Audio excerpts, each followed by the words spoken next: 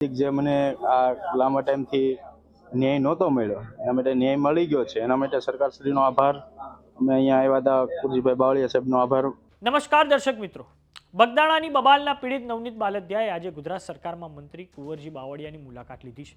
તેમની સાથે આ મુલાકાતમાં રાજુલાના ધારાસભ્ય હીરા સોલંકી, આરસી મકવાણા ઉપરાંત કોળી સમાજના અન્ય દિગ્ગજ આગેવાનો હાજર રહ્યા હતા. બગદાણાની બબાલના પીડિત નવનીત બાલદિયાએ હવે ન્યાય માટે ગુજરાત સરકારનો આભાર માન્યો છે. આ સમગ્ર મામલે નવનીત બાલદિયાની પ્રતિક્રિયા સામે આવી છે, જેમાં તેમણે કહ્યું છે કે લાંબા સમયથી ન્યાય નહોતો મળ્યો, હવે ન્યાય મળી ગયો, તે માટે સરકારશ્રીનો આભાર માનું છું. અમે અહીં કુંવરજી બાવળિયા સાહેબનો આભાર માનવા આવ્યા હતા. હાલમાં તો એસઆઈટીની તપાસ ચાલુ છે અને તે મોટા મગરમચ્છ સુધી પહોંચશે.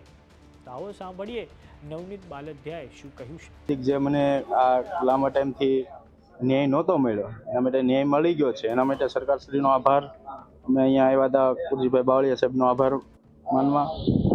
ને એટલા માટે છોકરાઓ અગાઉથી નક્કી કરેલું હતું, એટલે હા ન્યાય મળશે. હજી તપાસનો વિષય ચાલુ છે, જે મુખ્ય આરોપી સુધી પહોંચાડવા, જે એનાથી ઉપર કોઈ મોટા મગરમચ્છ હોય તો ત્યાં સુધી યોગ્ય દિશામાં તપાસ કરીને જે કંઈ થાય એની તપાસ કરે અને જે બાકી છે એની તપાસ કરે. તો 29મી ડિસેમ્બરે બગદાણા આશ્રમના સેવક નવનીત બાલદિયા પર જે 8 ઇસમો દ્વારા હિંસક હુમલો કરવામાં આવ્યો, તેને લઈને કોળી સમાજમાં ભારે આક્રોશનો માહોલ જોવા મળ્યો હતો. કોળી સમાજે ઠેર ઠેર આવેદનપત્રો આપીને નવનીત બાલદિયા સાથે ન્યાયની માંગણી કરી હતી. અને આ પછી રાજુલાના ધારાસભ્ય હીરા સોલંકીએ નવનીત બાલદિયાની મુલાકાત લીધી હતી અને આ સમગ્ર મામલે તટસ્થ તપાસનો પણ તેમણે એક છે એ બાહેધરી નવનીત બાલદિયાને આપી હતી. તે પછી હીરા સોલંકી, પરસોત્તમ સોલંકી સહિત કોળી સમાજના દિગ્ગજ આગેવાનોએ મુખ્યમંત્રી ભૂપેન્દ્ર પટેલને રજૂઆત કરી અને મુખ્યમંત્રી ભૂપેન્દ્ર પટેલે કોળી સમાજના આગેવાનોને રજૂઆતના 3 કલાકની અંદર જ આઈપીએસ અધિકારી જયવીર ગઢવીની અધ્યક્ષતામાં એક સ્પેશિયલ ઇન્વેસ્ટિગેશન ટીમનું ગઠન કર્યું. અને હવે એસઆઈટી દ્વારા થોડાક સમય અગાઉ માયાભાઈ આહિરના દીકરા જયરાજ આહિરની ધરપકડ કરી છે અને તેમને મહુવાની કોર્ટમાં રજૂ કરવામાં આવ્યા હતા. આ પછી મહુવાની કોર્ટે જયરાજ આહિરને હવે ભાવનગર જેલના હવાલે કરવાનો આદેશ આપ્યો છે.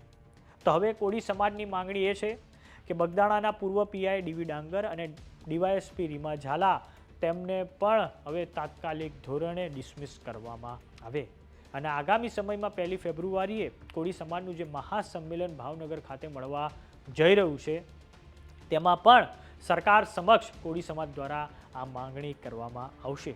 તો હવે જોવાનું એ છે કે બગદાણાની બબાલનો વિવાદ આવનારા સમયમાં કયો નવો વળાંક લે છે. તો સમાચારોમાં અત્યારે બસ આટલું. જોતા રહો જમાવટ. જો તમામને યુટ્યુબ પર જોઈ રહ્યા તો સબસ્ક્રાઇબ કરો, જો તમામને ઇન્સ્ટાગ્રામ અને ફેસબુક પર જોઈ રહ્યા તો ફોલો કરો. સાથે જ અમારી વોટ્સએપ ચેનલ આવી ગઈ છે, જોઈન કરવાનું.